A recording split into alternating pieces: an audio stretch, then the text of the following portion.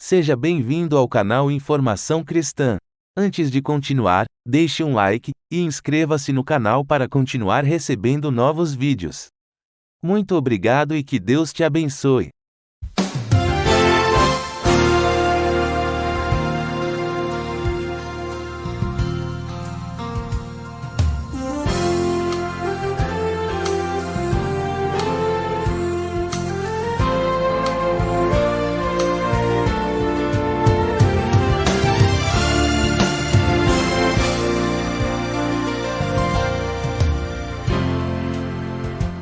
Talvez você tenha feito constantemente estas perguntas. Onde posso encontrar refúgio num mundo cheio de conflitos? Ou, como e onde posso encontrar força para vencer nesse mundo que oferece tantas derrotas? Acompanhe agora com o pastor Edson Bruno mais um programa Encontro com a Palavra.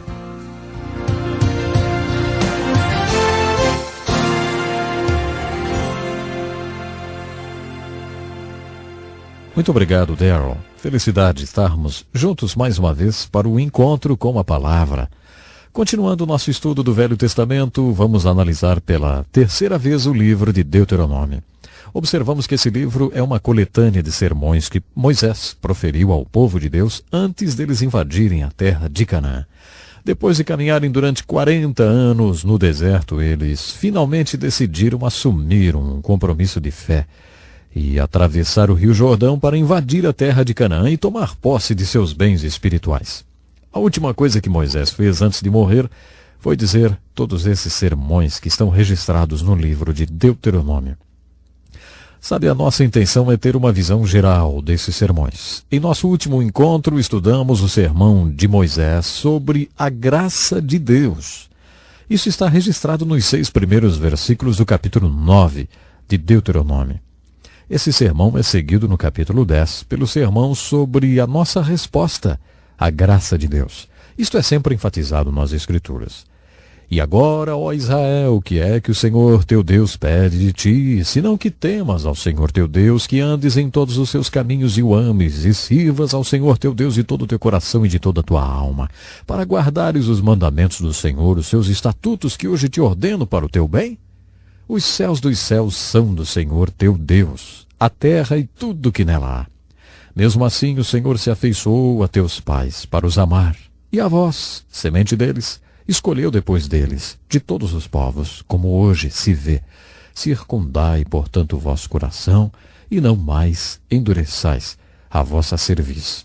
A ênfase aqui está em como você responderá à graça de Deus. Graça de Deus quer dizer que Deus ama você.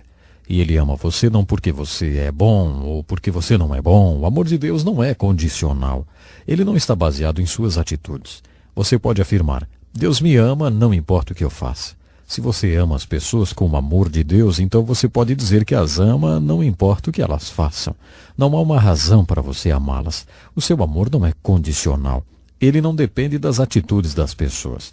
Em nossa casa, nós temos um quadro com a frase, Deus me ama incondicionalmente.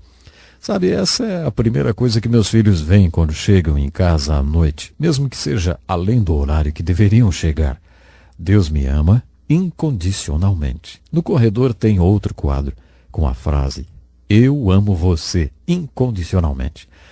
Quero que meus filhos sejam confrontados com esses dois fatos toda vez que entrarem na nossa casa, não importa quando e nem como entram. Não importa por onde tenham entrado ou andado, Deus os ama incondicionalmente. Esse é o significado da palavra graça. O amor de Deus não está condicionado a nada. Não depende das suas atitudes. A palavra graça é como uma espada de 2 gumes, ou seja, que corta dos 2 lados. Em primeiro lugar, isso implica que o amor de Deus por mim e as suas bênçãos sobre a minha vida não dependem das minhas atitudes. Isso é muito confortante porque mesmo que suas atitudes durante essa semana sejam boas, você poderia sentir-se inseguro sem saber se poderia manter o mesmo comportamento na semana seguinte. Talvez na semana que vem você poderia dar uma escorregadinha e aí Deus não amaria e nem abençoaria mais você e por isso você ficaria inseguro. Mas quando você entende a palavra graça, Entende que não precisa se preocupar com isso. Deus vai amar você incondicionalmente, não importa o que você faz. Ele ama você por causa da graça dele. Essa é a primeira metade da mensagem sobre a palavra graça. A outra metade é a seguinte: eu não conquisto as bênçãos e o amor de Deus com atitudes positivas e eu não perco sua graça por causa de atitudes negativas. Podemos nos confortar com isso. A razão de Deus me abençoar não é porque eu sou bom, e Ele também não vai me pôr para fora se eu me tornar mal. Deus me ama e pronto. Exatamente. Jesus me ama quando sou bom e faço o que deveria fazer. Jesus me ama quando sou mau, mesmo que isso o deixe triste. Mas Jesus me ama. E essa é a mensagem da Bíblia. O amor de Deus é assim. Como você responde a isso? Não serve como um estímulo para você? Isso devia estimular você e também a mim a limparmos as nossas vidas e parar com a teimosia e pararmos com o pecado. Devemos desejar agradar a esse Deus que nos ama independentemente de qualquer coisa. Isso deve servir de estímulo para limparmos nossas vidas daquilo que desagrada a Deus e depois, é claro, servi-lo e expressar nossa resposta em gratidão e oração. Depois de nos falar sobre a graça de Deus e a salvação, o apóstolo Paulo, em 2 Coríntios capítulo 6, verso 1, diz assim: nós vos exortamos a que não recebais a graça de Deus em vão. Nos 10 mandamentos dados através de Moisés, Deus demonstra ser um Deus que tem um objetivo, propósito e ordem para o que faz. O simples invocar o nome do Senhor em vão já é pecado. Isso não tem a ver com o profano, apesar de incluir isso também.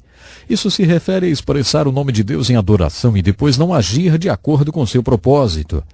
Você entende? É um pecado pronunciar o nome de Deus em vão. Se o falar o nome de Deus em vão é um pecado, imagine então o pecado que seria receber a graça de Deus em vão. Pense um pouquinho só. Se Deus ama você e derrama todo tipo de bênção sobre a sua vida, Ele salva você e abençoa você com toda sorte de bênçãos espirituais nos lugares celestiais em Cristo. Você recebe a graça, a força e o poder para viver como um cristão deve viver e servir a Deus. Se tudo isso acontece em vão e você nunca faz nada, aí isso é pecado. No capítulo 10, portanto, há uma exortação para não recebermos a graça de Deus em vão. Depois desse sermão, seguem-se outros sermões impressionantes sobre a apostasia. Apostasia quer dizer afastar-se da posição que você tomou com Deus. Vamos dizer que você assuma a seguinte posição: Deus está em primeiro lugar na minha vida e é assim que eu vou servi-lo. Sabemos o que significa assumir compromissos com esse Deus. Se depois de você ter assumido tal compromisso e tomado essa posição, e mais tarde se afastar, então você terá cometido apostasia. A palavra apostasia é composta de 2 palavras. A que indica posicionar-se e a que indica distante. Esse é um pecado muito sério por causa das terríveis consequências que ele traz. Você verá isso quando estivermos estudando o livro de Juízes.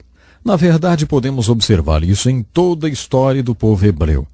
As consequências da apostasia são impressionantes. Moisés proferiu um sermão muito importante e severo sobre a apostasia. Ele disse: se o meu filho ou filha, ou um parente próximo ou seu melhor amigo tentar afastar você de Deus, mate-o, execute-o, não tenha piedade. Se houver uma cidade que apostatou, destrua-a totalmente e mate todos os seus habitantes. Puxa vida, isso parece duro demais, hein? Entretanto, se você estudar os resultados da apostasia, os cativeiros da Babilônia e da Assíria, verá por que Deus foi tão severo através das palavras de Moisés com respeito à apostasia. Não deixe que a apostasia se prolifere no seu meio. Esse é um importante sermão do capítulo 13 de Deuteronômio. No capítulo 14, há outro sermão, o sermão sobre o dízimo. A palavra dízimo em hebraico significa a 10ª parte. Esse sermão nos ensina que devemos dar a Deus a 10ª parte de tudo que nós temos. Quando estudamos esse tema nas Escrituras, e essa é a primeira vez que o dízimo é ensinado, encontramos a declaração de que o propósito do dízimo é ensinar vocês a colocarem sempre Deus em primeiro lugar nas suas vidas. O dízimo tem um propósito. Tem sim. Deus não precisa de 10% da nossa renda. Por que então Deus instituiu a lei do dízimo? Porque Ele queria nos ensinar algo. O primeiro mandamento nos diz: Deus em primeiro lugar. As Escrituras insistirão repetidamente: Deus em primeiro lugar. Deus quer que aprendamos essa lição tão importante. Como Deus nos ensina a colocá-lo em primeiro lugar na nossa vida? Uma das maneiras é nos dando uma medida de compromisso. Ele sabe se é ou não o primeiro em nossas vidas, mas nós não sabemos. Por isso o Senhor instituiu o dízimo. O dízimo não existe porque Deus quer 10% de tudo que temos. Deus quer a primeira 10ª parte. Observe bem isto, hein? A primeira 10ª parte. Quando o povo entrou na terra de Canaã, a primeira cidade que conquistaram foi Jericó. Todo o espólio de Jericó foi dedicado a Deus, porque essa foi a primeira cidade que eles conquistaram. Deus quer a primeira parte de tudo que você ganha. Ele quer a primeira 10ª parte, não apenas uma 10ª parte. Além disso, o Velho Testamento nos ensina que o povo também deu ofertas. Além do dízimo, eles também deram ofertas. O dízimo era de Deus. Se eles gastassem o dízimo, estariam roubando a Deus. Isso mesmo. Além do dízimo, eles deram ofertas e sacrifícios. Davi nos deu a definição de um sacrifício. Ele falou assim: não oferecerei a Deus um sacrifício que não me custe nada. Um homem rico pode dar a sua primeira 10ª parte, o seu dízimo, e nem perceber isso. Ele pode dar suas ofertas e nem sentir a perda, mas dar uma oferta de sacrifício torna todos iguais. O tamanho de sua riqueza é relativo. O sacrifício quer dizer que custou alguma coisa para você.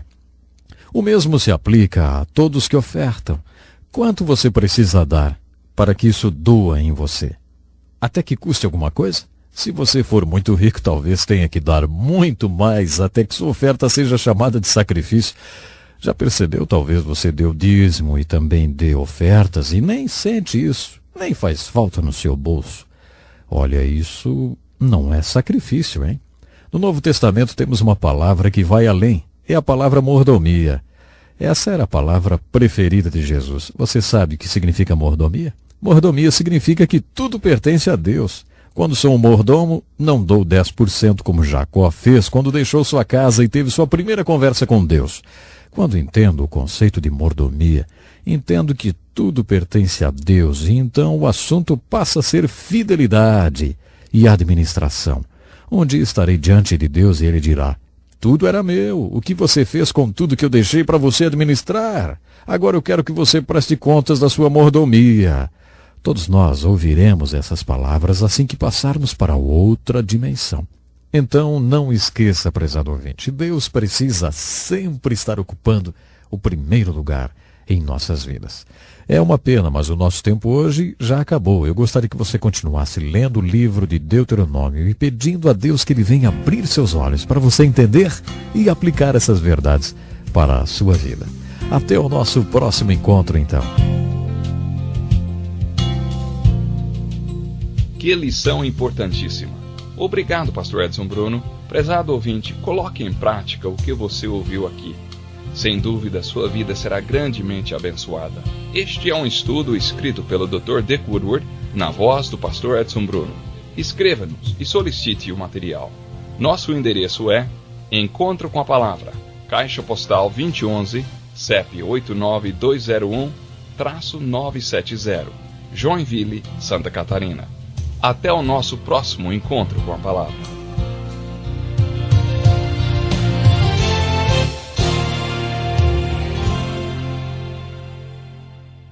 Obrigado por ter assistido um vídeo do nosso canal Informação Cristã. Esperamos que ele tenha edificado a sua vida e também da sua família. Pedimos que por favor se inscreva no nosso canal, dê um like e compartilhe esse vídeo para o maior número de pessoas, para que elas também sejam edificadas e alcançadas pela palavra do nosso Deus. Que Deus te abençoe e até o próximo vídeo.